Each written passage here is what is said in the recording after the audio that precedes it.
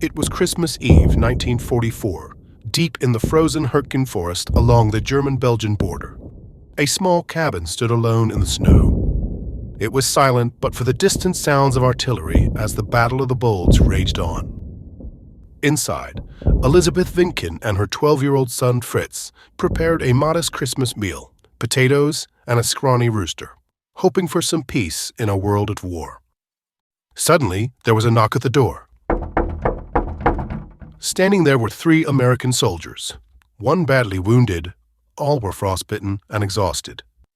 Though they had little shared language, Elisabeth understood enough to know they were lost, starving, and in desperate need of help.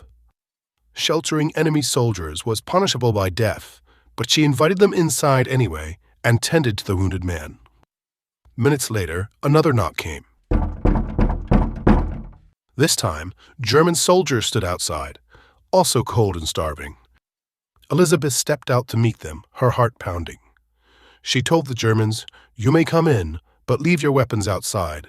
There are other guests in here, Americans. This is Christmas, and there will be no shooting in this house tonight." Miraculously, the Germans agreed. Inside, Elisabeth gathered both groups of enemies together.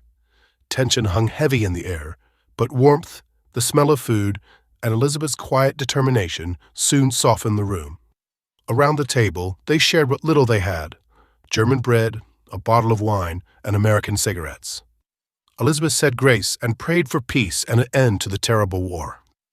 That night, hostilities ceased at least one corner of the forest, and for a few precious hours, the war outside seemed far away.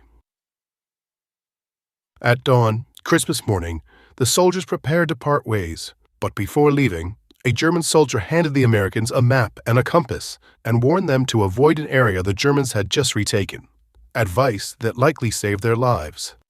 The soldiers shook hands and went their separate ways, back to the realities of war and forever changed by a simple act of humanity. Years later, in 1995, Fritz Winken shared this extraordinary story on the television show Unsolved Mysteries. Against all odds, Ralph Blank, one of the American soldiers, recognized it. He still had the map and compass given to him that day. The two reunited after 52 years and remained friends to the end of their lives.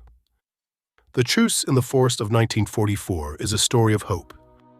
On that night, in a snowbound cabin surrounded by war, enemies became friends and left a lasting impression on a little boy, a timeless reminder that even in the darkness of war, the light of compassion and peace can shine through.